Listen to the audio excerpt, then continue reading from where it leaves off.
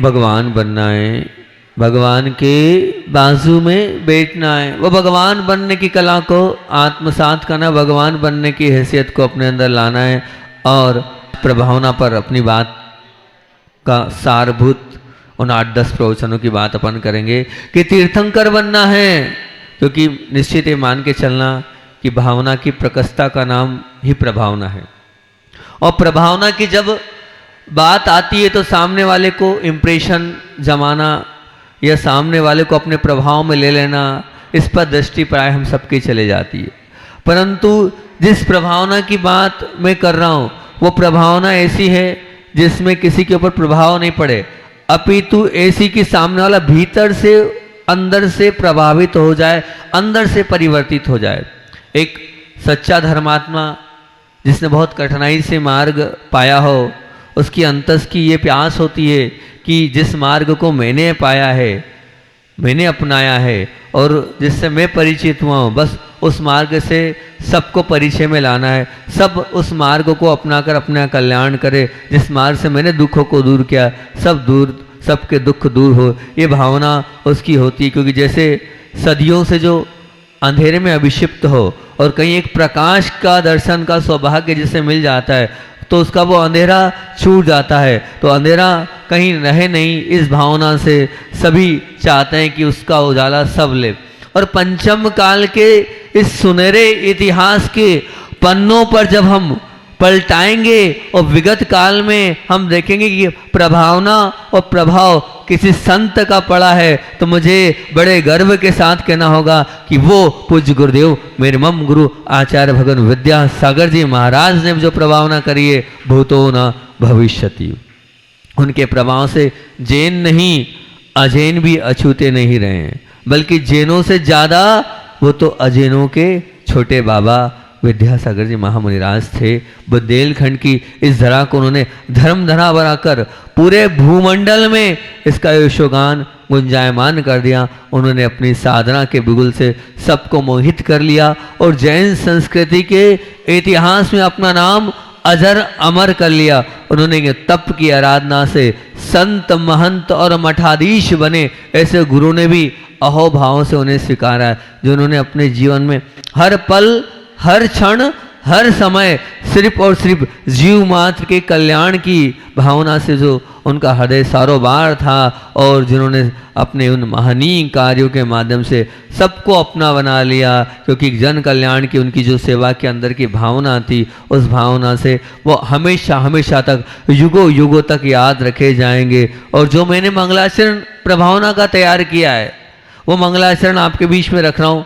पूरा मंगलाचरण पूज्य गुरुदेव के लिए चरणों में समर्पित कर दिया। वो मंगलाचरण है मेरा, क्योंकि जो प्रभावना गुरुजी ने करी है वो किसी ने नहीं करी है। तो प्रभावना का जब नाम आ रहा है इस पंचम काल में, इस कली काल में, तो उन्हीं के नाम पर मंगलाचरण।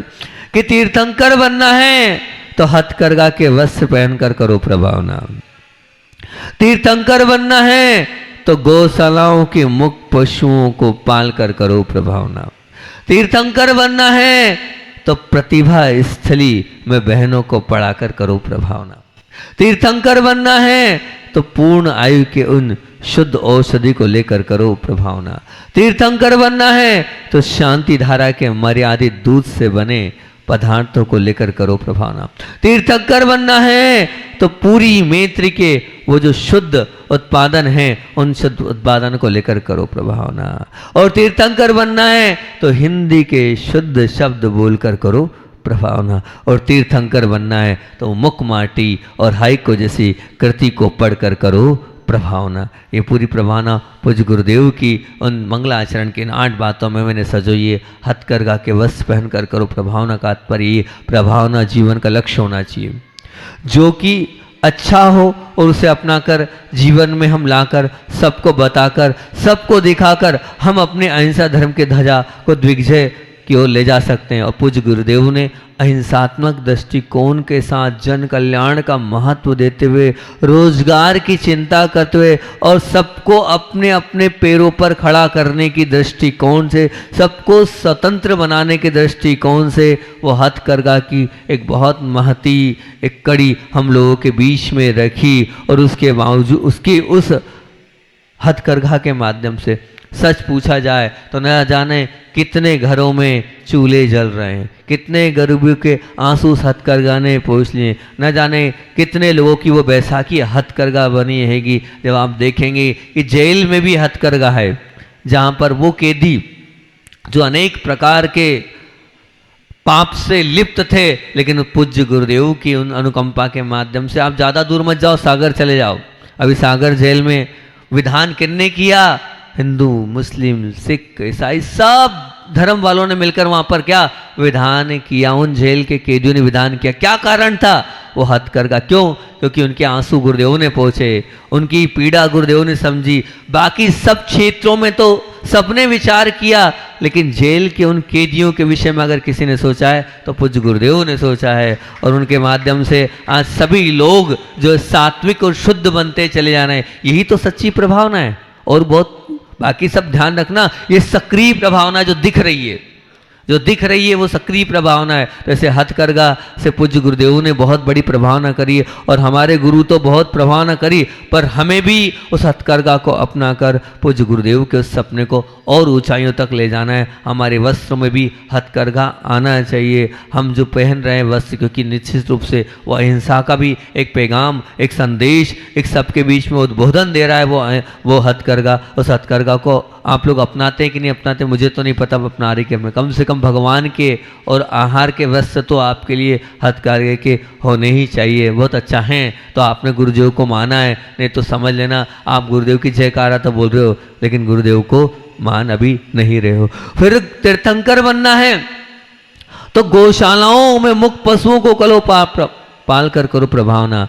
अपनी और अपने परिवार की, समाज की, ज़्यादा हो तो देश की चिंता तो बहुत करी, पर जीव मात्र की चिंता करिए तो पूज्य गुरुदेव ने करिए। और पूज्य गुरुदेव के आशीर्वाद से भारत में, पूरे भारतवर्ष में अहिंसा का हो रहा, ये काय का अहिंसा का ही हम कहेंगे, क्योंकि उस हिंसा के ऊपर अंकुश लगाने का कार्य अगर किया है तो इन गौशालाओं के संयोजन से किया है। और जैन धर्म की प्रभावना, चारों ओर इस अहिंसा धर्म की प्रभावना फैलाने वाली वो गौशालाएं, जिनमें आपको बड़ा ही वो होगा 160 या 170 गौशालाएं पूरे 9 प्रदेशों में, पूरे भारतवर्ष में, जहाँ लाखों 13 राज्यों में, और जहाँ लाखों पशुओं का संरक्षण संवर्धन हो रहा है। आपके मंडी मामोरा में 700 कितने 450 पशुओं का संवर्धन आपके युवा वर्ग सुदर्शन भाई, अंबर भाई और अनेक भाई लोग 600 पशुओं का संवर्धन सभी लोग कर रहे हैं। वास्तविकता में ये भी बहुत बड़ी प्रभावना है। इस गौशाला की प्रभावना से अजैन संतों ने भी इसको स्वीकार किया है और कहा है कि हम हिंदू होकर भी गाय को नहीं बचा पाए, और एक जैन संत ने इसका बीड़ा उठाया और पूरे देश को बता दिया कि आज भी इस धरती पर एक नए कृष्ण ने जन्म लिया है, और उन्होंने इन गौशालाओं को संरक्षण संवर्धन दिया। तो इस युग के वो सचमुच में ये बहुत बड़ी प्रभावना हम मानेंगे जो पूज्य गुरुदेव के माध्यम से हुई हैगी। और एक बहुत बड़ी प्रभावना तो ये भी हुई थी कि जब वो जो पशु थे, वृद्ध पशु थे, जिनको कत्ल खाने में भेज दिया जाता था कि कोई काम के नहीं है, और पूज्य गुरुदेव की भावना के अनुसार वो पूरा केस लड़ा गया, और वो केस लड़ने के बाद वो जो वृद्ध पशु हो जाते थे वो किसी काम के नहीं है, इस पर वो जो बेजवान पशु है वो काम के। हम पूज्य गुरुदेव के माध्यम से हम कहाँ थे? हाँ, बीना बारा में थे, और बीना बारा में जब थे तभी आया था कि नहीं, ये पशु भी कार्य के हैं, इनके माध्यम को, इनको ऐसा नहीं है कि इनको हम कत्ल खाने में भेज दी जाए। ध्यान रखना, पशु को पालना जैनों का काम नहीं है। ऐसी एक विपरीत मानसिकता चल गई थी, एक संकुचित धारणा पुज गई थी, लेकिन पूज्य गुरुदेव ने इस पर कुठाघात किया और सभी को बताया कि ऋषि बनो और क्या कृषि करो और ऋषि बनो। इसका उद्बोधन सब लोगों को दिया। आप लोग भी उन गौशालाओं के लिए तन से, मन से, धन से जितना सहयोग हो सके करें, उन गौ सेवकों की सराहना करें, उनका उत्साहवर्धन करें, तो बहुत अच्छी बात है। इस प्रभावना में आप कुछ करें या ना करें, लेकिन उनकी पीठ थपथपा कर उनको आगे बढ़ाते चले जाएंगे तो बहुत अच्छा काम हो जाएगा। और फिर उसके बाद अगला है तीर्थंकर बनना है, तो प्रतिभा स्थली की बहनों को, मतलब प्रतिभा स्थली में बहनों को पढ़ाकर करो प्रभावना। सच में पूज्य गुरुदेव के उपकारों में एक महनीय उपकार कि पूरी महिला पर्याय के लिए प्रतिभा स्थली जैसी ऐसी संस्कारित करने वाली उस कार्यशाला का औंधा कार्य पूज्य गुरुदेव के माध्यम से हुआ, एक ऐसा बीजारोपण हुआ जिसकी प्रभावना सच में मैं कह रहा हूँ, ये वाली जो प्रभावना है ये तो युगों युगों तक कुछ गुरुदेव की इस प्रभावना को गाया जाएगा। जो संस्थाएं आज खुली है, एक नहीं, दो नहीं, तीन नहीं, चार चार, पांच संस्थाएं पूरी खुली है, और प्रतिभा स्थली की प्रभावना ये जो का परचम जैनों तक नहीं, अजैनों तक भी इसका प्रभाव पड़ा। कहा था, फिर कह रहा हूँ, खतेगांव की एक हिंदू वैष्णव समाज की जो बहन, जो अग्रवाल बहुत बड़े गर्ग परिवार से थी, वो भी उस अहिंसा धर्म से जुड़ी और जुड़ने के बाद अपने पूरे जीवन को उसने अहिंसामय बनाया। ऐसे बहुत सारे लोग हैं जो अंदर तक इस प्रतिभा स्थली से प्रभावित हुए। क्योंकि अभी मैंने देखा आपके यहाँ की 2 बालिकाएं भूसा परिवार की, पहले क्या थी और अब क्या है, कितनी गंभीरता है, कितनी शालीनता है उनके अंदर आ गई हैगी। आप देखना, एक हमारा भाई बोले महाराज जी, ये प्रतिभा स्थली में जाने के बाद अब जो है इनसे पूछना पड़ता है, ये बोलती नहीं है, कम बोलती, बहुत कम बोलती है ना, ऐसी है ना, आप लोग बताओ ना, है ऐसी? तो क्या ऐसे संस्कार वहाँ दिए जाते हैं? वो कौन संस्कार दे रही? वो बहनें, वो 300 बहनें जो जिनका समर्पण है, वो अवेतनी के, कोई पैसा नहीं लेती है, अच्छे घरों की है, पढ़ी लिखी है, और वहाँ वो दे रही है उन बच्चों को संस्कार। क्योंकि जो पैसे से लेके दिया जाता है वो संस्कार नहीं आ सकते। वो पहले यही गुरुकुल पद्धति होती थी, जो त्यागी व्रती होते थे वो संस्कार देते थे। तो निश्चित रूप से जो त्याग करके संस्कार दिए जा रहे हैं, वो संस्कारों का प्रभाव तो पड़ेगा ही पड़ेगा। ये बहुत बड़ा कार्य है, और वो भी एक साथ, इतनी सारी बहनों का एक साथ रहना। आप 10 लोग 5 लोग नहीं रह पा रहे, वो 200 300 400 बहनें एक साथ रह रही है, एक लयबद्ध में रह रही है। ये पूज्य गुरुदेव की बहुत बड़ी प्रभावना है, छोटी मोटी प्रभावना नहीं है। एक व्यक्ति ने तो कहा था, ये रिसर्च का विषय कि एक साथ एक इस प्रकार से मिलकर ये सब लोग बहनें रह रही हैं। प्रतिभा स्थली तो उन सब विकल्पों को दूर कर दिया किनका? आज सुरक्षा की दृष्टि से प्रतिभा स्थली का कोई तोड़ नहीं है। आज संस्कारों की दृष्टि से प्रतिभा स्थली का कोई भी सानी नहीं है। आज शुद्ध भोजन अगर मिलता है तो वहाँ प्रतिभा स्थली मिलता है। चारित्र की दृष्टि से, स्वयं को पैरों पर खड़े होने की दृष्टि से, 3-4 दिन पहले आई थी एक छोटी सी बहन, उसने इतनी सारी वस्तुएं मुझे दिखाई। क्या नाम है उस छोटी सी बहन? आरुषि। उस बहन ने दिखाया कितने सारे वस्त्र, कितने सारे नेपकिन, कितने सारे कपड़े और अन्य अन्य सब चीज़ें उसने बता दी। मतलब खड़ा कर दिया उस छोटी सी बहन को अपने पैर पर। अभी है क्या उसकी उम्र? 5th या 6th पढ़ती होगी वो, 7th 8th पढ़ती है, 8th की वो बालिका है, लेकिन कितनी सारी वस्तुएं उसने बना के दिखा दी। क्या आप बना के आप क्या सिखाओगे उनको? मतलब पैरों पर भी खड़ा करना वे वहाँ प्रतिभा स्थल में सिखाया जा रहा है। निश्चित रूप से ये मान के चलना, ज्ञान की दृष्टि से भी और भाषा की दृष्टि से भी हिंदी भी आ गई, संस्कृत भी आ गई, अंग्रेजी भी आ गई, और बड़ों की विनय और सम्मान देने की दृष्टि से भी देख लो। अन्य सब कलाओं की विद्वता सब तरीके से ऑलराउंडर बना दिया प्रतिभा स्थली में उन बहनों को, और वो पूरी प्रभावना का श्रेय जाता है तो जाता है पूज्य गुरुदेव को। गुरुदेव अगर इस प्रकार की अलग नहीं जगाते तो भला हो सकता था क्या ऐसा हो? तो चौथी बात कि तीर्थंकर बनना है तो पूर्ण आयु की औषधि को लेकर करो प्रभावना। आज सबसे ज़्यादा अगर आप लेते हैं तो अन्न और जल के बाद अगर किसी की आवश्यकता है, अन्न और जल के बाद है तो वही औषधि की। और आज औषध के लिए विशेष आवश्यकता क्या है कि भैया औषध तो लेना है, और औषध आवश्यक की श्रेणी में हो गई। जैसे रोटी कपड़ा मकान आवश्यक है ना, वैसे आज के इस युग में औषधि आवश्यक की श्रेणी में हो गई। औषधि के बिना आपका घर नहीं चल सकता। औषधि और उपचार अगर शुद्ध सात्विक हो जाए, अहिंसात्मक मिल जाए, तो समझना एक जिन शासन की बहुत बड़ी प्रभावना है। और शुद्ध औषधि का सेवन करो, ये तो सब बोलते हैं, पर शुद्ध औषधि आए कहाँ से? शुद्ध औषधि मिले कहाँ से? शुद्ध उपचार आए कहाँ से? इस पर पूरा गुरुदेव ने विचार किया, और लोगों का विश्वास उठता जा रहा था उपचार के ऊपर और निदान के ऊपर और शुद्ध औषधि मिल पाने पर पूज्य गुरुदेव ने अपनी महती कृपा से वो पूर्ण आयु जैसे उस संस्थान को खोलकर एक बहुत बड़ी संयोजना हम लोगों के बीच में दे दिएगी। और आज पूर्ण आयु, ध्यान रखना, पूर्ण आयु नहीं रहा, उसके माध्यम से वहाँ पर सैकड़ों विद्यार्थी पढ़कर आयुर्वेद में अपने आप को लगाकर हिंसात्मक एलोपैथी से बचाकर अहिंसात्मक आयुर्वेद में हजारों वेद तैयार होंगे और वो हजारों वेद पूरे देश में जाकर उस आयुर्वेद का प्रचार प्रसार करेंगे। पूर्ण आयु चिकित्सालय में अजैन बंधु भी जब आता है और जब स्वस्थ होता है तो उसका प्रभाव क्या मानता है, ये पूज्य गुरुदेव का परिसर है, या पूज्य गुरुदेव रहे हैं, ये उनकी महती अनुकंपा, उनका तप का प्रभाव है, और मैं अगर स्वस्थ भी हुआ हूँ तो ये आशीर्वाद उन्हीं का है। तो इसमें प्रभावना हो रही हैगी जैन धर्म की, निश्चित ये मान के चलना। आज भाग्योदय देख लो आप, उस भाग्योदय में भी देखो ना आप, आज इतने अजैन लोग, जैन तो जाते हैं, उससे कई गुना ज़्यादा अजैन लोग जाते हैं। वो एक बहुत बड़ी प्रभावना है कि नहीं, ये पूज्य गुरुदेव की प्रभावना है। इस प्रभावना के महाकुंभ में आप लोगों को भी प्रभावना करना है, तो हम भी शुद्ध औषधि ही लें, और शुद्ध औषधि लेने के लिए सबका समर्थन करेंगे तो बहुत अच्छी बात है। तीर्थंकर बनना है तो शांति धारा के मर्यादित दूध से बने पदार्थों का करो सेवन। आज वर्तमान में सभी लोग, बिल्कुल 99 नहीं, मैं तो कह रहा हूँ 99% 9 लोग, सभी लोग अशुद्ध दूध, अशुद्ध दही, अशुद्ध घी, जो भी दूध से बनी चीजें सब अशुद्ध ले रहे हैं, क्योंकि 48 मिनट दूध लगने के बाद वो अमर्यादित हो जाता है। अगर गर्म नहीं हुआ, प्राशुक नहीं हुआ तो उसमें तज्जाति आया आगम में। तज्जाति मतलब जैसे पंचेंद्री की वो गाय से निकला है वैसे ही उस दूध में जीव हो जाते हैं 48 मिनट बाद।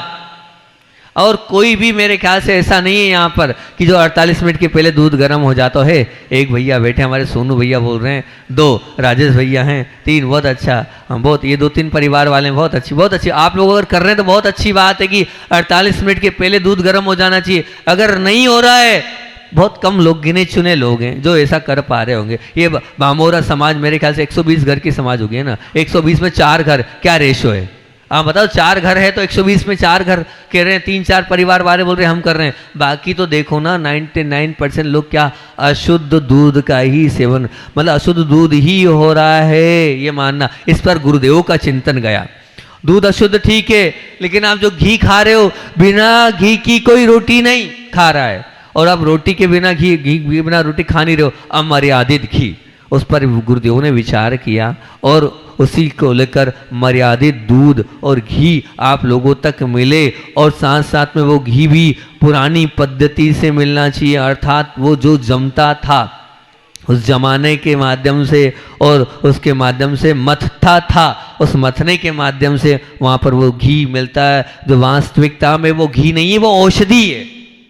शांति धारा का वो घी नहीं है, वो क्या है, औषधि है, ये आप मान के चलना। क्योंकि बाकी वहाँ वाला घी जो है वो सब कैसे मिल रहा है, वो हम आपको क्या बताएं, बाहर का घी। अब आप विचार करना, वो 2000 रुपये किलो आ रहा होगा वो घी, और ये 800-1000 रुपये किलो आ रहा है। क्या है उसमें, पता चला आलू मिलाया जाता है। वो कैसा है, बोले सिंथेटिक यूरिया से वो दूध घी आना, वो क्षतिग्रस्त कर रहा है, कैंसर की गठाने उसी से हो रही है, वो दूध और घी के माध्यम से। उस पर आचार्य श्री ने बहुत विचार किया, और इतनी अच्छी वो संयोजना आपके बीच में दी। शांति धारा से वो जो गाय से गाय ही उपयोग होती, भैंस तो उपयोग होता ही नहीं वहाँ पर, वो गिर जाति की गाय से पूरे वो उत्पादन वहाँ तैयार हो रहे हैं। और साथ साथ में पंचगव्य के माध्यम से अनेक प्रकार की औषधि शांति धारा में बनाई जा रही हैगी। उस शांति धारा की जो औषधियाँ हैं वो देखा मैंने, बहुत लोगों के मुख से सुना, हजारों लोग उससे लाभान्वित हो रहे। और जैविक वहाँ पर ऐसा नहीं है, वहाँ पर जो गाय हैं उनका भी बहुत अच्छे से ध्यान रखा जाता है। A2 मिल्क जो है वो सिर्फ शांति धारा के पास ही, बाकी पास सर्टिफिकेट जरूर है, लेकिन सब A2 दूध नहीं दे पा रहे हैं। तो ये तीर्थंकर बनना है तो शांति धारा की इस योजना में। फिर अगला बोला कि तीर्थंकर बनना है तो पूरी मैत्री के शुद्ध उत्पादनों को लेकर करो प्रभावना। पूरी मैत्री मतलब क्या, एक नहीं अनेक पहलू को प्रभावना के अंग का पूरी मैत्री कह रहा है। क्यों, क्योंकि स्वदेश का भी इसमें प्रचार हो रहा है, इसमें बेरोजगारी भी दूर हो रही है, इसमें मर्यादित शुद्ध दूध और आहार सब उपलब्ध हो रहा है। क्या है पूर्ण, देखो सब बोलते हैं, क्या कहते हैं कि भैया आप बिस्किट मत खाओ, बाहर के वो फास्ट फूड मत खाओ, बाहर का केक मत खाओ, बाहर की वनी पापड़ मत खाओ, सब बच्चों को रोकते हैं बिस्किट, ब्रेड, टोस्ट आदि के लिए। लेकिन आचार्य श्री जी ने बहुत अच्छी बात बोली कि इन छोटे छोटे बच्चों को आप फास्ट फूड का मना कर रहे हो, इसमें मांसाहार मिला है, हम मानते हैं, लेकिन कम से कम आप कोई ना कोई, इसका एक ही कारण है कि क्यों ले रहे हैं। सबसे बड़ी बात यह कि समय की कमी, कोई माँ नहीं बना के देना चाहती बिस्किट बच्चों को, ठीक है ना, तुरंत चाहिए, बनाने में आलस और स्वाद की भूख, ये सब है। अब ये सब हैं तो उसका तरीका ये है कि आप ऑप्शन दे दो, शुद्ध उत्पादन लाकर प्रस्तुत कर दो। तो बस आचार्य भगवान ने पूरी मैत्री जबलपुर में इसी उद्देश्य से खोली थी। एक तो बेरोजगार भी दूर हुआ उसके माध्यम से, और शुद्ध सात्विक वहाँ पर पूरा उस भोजन सामग्री को दिया है जो फास्ट फूड में जो जो चीज़ें मिलती हैगी, लेकिन वो इतने अच्छे से प्रसारित नहीं हो पाई। मेरा फिर कहना होगा कि जो पूरी मैत्री गुरु जी की भावना थी उसको होना चाहिए। इतना जरूर पारस चैनल वालों की धर्मपत्नी ने बहुत अच्छी पुस्तकें निकाली, जैन फूड्स ऐसी कुछ नाम के 2-3 पुस्तकें उनके बहुत सारे यूट्यूब पे डले, वो सीखो। आप ब्रेड भी बना सकते हो, टोस्ट भी बना सकते हो, जो चाहे आप टॉफ़ी भी बना सकते हो, सब कुछ आप घर में बना सकते हो, आप बना सकते हो, बनाकर दूसरों के भी लिए भी दे सकते हो, तो बहुत अच्छी बात होगी। और फिर अगली बात है कि तीर्थंकर बनना है तो हिंदी के शुद्ध शब्दों को बोलकर करो प्रभावना। पूज्य गुरुदेव की भावना सदैव यही रही है कि आप संस्कार और संस्कृति और सभ्यता से समझौता मत करो, उसको मत भूलो। अंग्रेजी आने से हमारे अंदर की प्रवृत्ति, हमारा आचरण, हमारी विचारशैली सब में परिवर्तन आया। हम अपनी पहचान खो रहे हैं, हम वास्तविकता से दूर हो रहे हैं, हम अपनों के बीच में पराये होते जा रहे हैं, हम स्टेटस के चक्कर में कैरेक्टर खराब करते चले जा रहे हैं। ये है अंग्रेजियत। अंग्रेज की भूत ने हमारी आस्था पर कुठाराघात किया है, हमारे समर्पण पर, हमारी भक्ति पर डाका डाला है, वो अंग्रेजियत। गुरुदेव ने उसको बहुत गहराई से समझा, पढ़ा, जाना, और अंदर तक उतरकर हम हिंदू हैं और हिंदुस्तान में रहते हैं तो हिंदी की शान हमारी होनी चाहिए, और उस हिंदी की शान को बचाया, विशेष उद्बोधन दिया। और आज प्रतिभा स्थली हिंदी माध्यम से कर पाना कोई छोटा मोटा खेल नहीं था, पर ये बहुत बड़ा कार्य था। आचार्य श्री के आशीर्वाद से वो बहुत सहज हो गया, और उसमें हिंदी माध्यम से सभी बच्चों को प्रतिभा स्थली में आज पढ़ाया जा रहा है। इसका मतलब ये मत मानना कि हिंदी वाले हैं तो उनको अंग्रेजी नहीं आती। आपके बच्चों से ज़्यादा अंग्रेजी वहाँ के बच्चों को आती है, ये मान के चलना। देख लेना कितनी सारी वो किन किन विषयों में वो पारंगत है। फिर उसके बाद आचार्य भगवान ने तीर्थंकर बनना है तो मुखमाठी और हाइको जैसी कृति को पढ़कर करो प्रभावना। पूज्य गुरुदेव ने कि जीवन के अनुपम और अनूठी और आध्यात्मिक और सामाजिक समस्त पहलुओं को लेकर एक विशाल और एक वैभवपूर्ण उद्गार गुरुजी ने अगर दिया है तो दिया है उन हाइको जैसी छोटी सी और मुखमाटी जैसी एक महान संयोजना देकर। सचमुच में एक बहुत बड़ी प्रभावना करिए। मुखमाटी सोचो, विचार करो, आपको गर्व होना चाहिए कि आचार्य श्री की वो मुखमाटी पाठ्यक्रम में शामिल हुई है।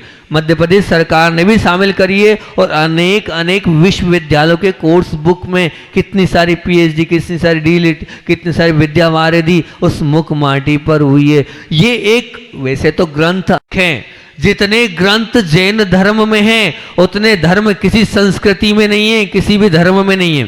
पर आश्चर्य इस बात का है कि ग्रंथ तो अनेकों हजारों हैं, जैन धर्म के भी और अन्य धर्म के भी, लेकिन जैन धर्म का ये एक ऐसा मुखमाटी महान ग्रंथ है जिसे सब धर्मों ने स्वीकार किया है। जैनों से ज्यादा अजैनों ने इस मुखमाटी पर अपनी कलम चलाई है। गुरुदेव के चिंतन पर, जो स्वयं तो कर्नाटक वासी थे लेकिन उन्होंने हिंदी में लिखकर वास्तविकता में बता दिया कि हम और हमारे अंदर हिंदी है। पूज्य गुरुदेव की वो हाइको कृति भी बहुत महान करती है। बूंद में सागर वाली वो छोटी सी कविता, गंभीरता से हम उसको पढ़ें तो जीवन को बदल देती है। एक एक सूत्र पर बड़ी बड़ी पुस्तकें लिखी जा सकती है, ऐसी वो चीज़ है पूज्य गुरुदेव की। और मैं तो बार बार मेरे हाइको में कुछ 2-4 तो तेरी 2 आंखें, तेरी और 1000 सतर कुछा, जोड़ो ना जोड़ो, जोड़ा छोड़ो, जोड़ो तो बेजोड़ जोड़ो। फिर क्या पर की पीड़ा अपनी करुणा करुणा की परीक्षा। ये ऐसे ऐसे हाइको हैं पूज्य गुरुदेव के जो वास्तविकता में अंदर तक झकझोर देते हैं। जब ये हम सामायिक में चिंतन करते हैं पता नहीं चलता कहाँ कितना समय निकल गया आएगा। अनेक ग्रंथों का पद्यानुवाद, धीरोदय, चंदोदशी, ऐसे अनेक ग्रंथ पूज्य गुरुदेव ने लिखे हैं जो हमेशा आगे तक रहेंगे। और साथ साथ में ऐसे पाषाणों से जो मंदिर बनने के लिए जो पूज्य गुरुदेव, ये कोई छोटी मोटी प्रभावना है, हजारों हजारों वर्ष तक ये पाषाण के मंदिर अपनी यशोगाथा को गाएंगे।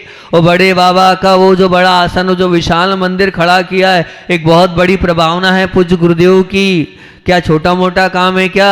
आप विचार करना, पूरी दुनिया कह रही थी नहीं नहीं, और गुरुदेव कह रहे थे हाँ हाँ बड़े बाबा जाएंगे और बड़े आवासन पर आएंगे ही आएंगे। मैंने पहले भी आपसे एक दिन कहा था, ये प्रवचन शायद ये वाला हो चुका है यहाँ, मैंने पहले भी ये कहा था कि देखो बड़े बाबा जब छोटे से उस जनालय में थे तो कितने लोग दर्शन करते थे। और जैसे ही बड़े बाबा, क्योंकि सबसे बड़ा कारण क्या था, बड़े बाबा का साउथ ईस्ट फेसिंग में थे, इसीलिए बड़े बाबा पूरे विश्व में विख्यात नहीं हो पाए। जैसे ही गुरुदेव ने उनको ईस्ट फेसिंग किया, जबकि देखो वहाँ पर एक गेट बन चुका था, द्वार बन चुका था, लाखों रुपया पाटनी जी लगा चुके थे, लेकिन पूज्य गुरुदेव ने ही मना किया था। पाटनी जी ने कहा था शास्त्री जी ऐसे पैसे तो हमारे यूं ही चले जाते हैं, आप उस पैसे की चिंता मत करो। अगर पूरी समाज कह रही है, सब लोग कह रहे हैं कि साउथ ईस्ट फेसिंग ठीक नहीं होती है, उससे प्रतिमा का प्रभाव इतना अच्छा नहीं पड़ता है, सबसे अशुद्ध साउथ ईस्ट होती है, आप इस साउथ ईस्ट फेसिंग को हटाओ और उसे कहा आप ईस्ट फेसिंग करो। और वो गेट जो बन चुका था उस पैसे को वो पूरा ऐसा कैसे लाखों रुपए करोड़ों रुपए चला गया और नए स्थान पर नया संयोजन हुआ। मैं आपसे पूछता हूँ, पहले बड़े बाबा थे और अभी बड़े बाबा, कितने लोग अब जाते हैं बताओ? हजारों लाखों लोग जाते हैं कि नहीं जाते? जाते हैं ना, तो कितनी बड़ी परिभावना है। ऐसे ही बस ये वेदना यहाँ थी, हमारे बाबा भी साउथ ईस्ट फेसिंग बैठे थे। अब ऐसी बहुत सारी प्रभावना है, समय तो अपना हो रहा है। और अभी एक प्रवचन वात्सल्य पे, हालांकि ये प्रवचन तो मैंने यहीं किया, प्रवचन वात्सल्य वाला मंगलाचरण उसका कर देता हूँ। और एक लगभग 20-25 प्रवचन बच गए हैं, लेकिन वो कल ही मुझे करना है, मैं अब ज़्यादा नहीं खींचूंगा। उनका सार हिंसा का तांडव, इसमें पूरे बच्चों के लिए प्रवचन किए थे, फास्ट फूड पर, आइसक्रीम पर, चाय पर, कोल्ड ड्रिंक्स पर, वो सब प्रवचन थे। अब कल वो सब भी देने का प्रयास करूंगा और प्रवचन वात्सल्य का मंगलाचरण कर देता हूँ ताकि थोड़ा वो विषय कम हो जाए। तो ये प्रवचन यानी 16 प्रवचन, उसका मंगलाचरण क्या है कि तीर्थंकर बनना है तो सहयोग रूपी वात्सल्य दिखाना होगा। ये प्रवचन शायद मैंने यही किया है। तीर्थंकर बनना है तो समानता रूपी वात्सल्य दिखाना होगा। तीर्थंकर बनना है तो संगठन रूपी वात्सल्य दिखाना होगा। तीर्थंकर बनना है तो समाधर रूपी वात्सल्य दिखाना होगा। और तीर्थंकर बनना है तो सरलता रूपी वात्सल्य दिखाना होगा। तीर्थंकर बनना है तो सहनशीलता रूपी वात्सल्य दिखाना होगा। आज ये जो है अंतिम भावना का प्रवचन है। वात्सल्य का अर्थ ये कि जीवन में सब शल्यों को निकालकर निशल्य बन जाना। जहाँ प्रेम है, जहाँ स्नेह है, जहाँ गुण ग्रहणता है, जहाँ विनय है, जहाँ दया और करुणा है, जहाँ सरलता है, जहाँ सहजता है, जहाँ अपनापन है, जहाँ भटकाव नहीं है, जहाँ बिखराव नहीं है, जहाँ टकराव नहीं है, जहाँ मनमुटाव नहीं है, और जहाँ कटुता नहीं है, जहाँ कुटिलता नहीं है, जहाँ कड़वापन नहीं है, जहाँ द्वेषपना नहीं है, जहाँ द्वंद्व नहीं है, वहीं पर उसी हृदय में बसता है वात्सल्य। उसी हृदय में आता है वो वात्सल्य रूपी गुण। और ये गुण अगर व्यवहार में रहते हुए अंतरंग में आ गया तो निश्चित मानना हमारी काया पवित्र हो जाएगी। अगर भगवान बनना है तो वात्सल्य का होना सबसे महान गुण है, ये नहीं तो कुछ नहीं। उस वात्सल्य गुण को लाना है तो तीर्थंकर बनना है तो सबसे पहला मंगलाचरण है कि सहयोग रूपी वात्सल्य दिखाना होगा। सहयोग की बात अपन ने करी थी, लेकिन समय अपना हो गया है। इस प्रवचन का 60 यहाँ तो कर ही दिया था, 60 कल दे देंगे। और तांडव, हिंसा का तांडव, उस पर अपन चर्चा कर लेंगे आज और कल। और आचार्य का संस्मरण छोड़ दें। हाँ, नियम जरूर दे देते हैं। नियम क्या है हमारा कि आचार्य भक्ति जो होती है उस आचार्य भक्ति को करना है। जो लोग नहीं करते हैं वो पन्ना ले लेना और अभी कर लेना, और नहीं तो शाम को आके कर लेना अगर आप कर सकते हो। आचार्य भक्ति का अपना ये नियम रहेगा। बोलिए आचार्य भगवान विद्यासागर जी महामुनि राज की जय।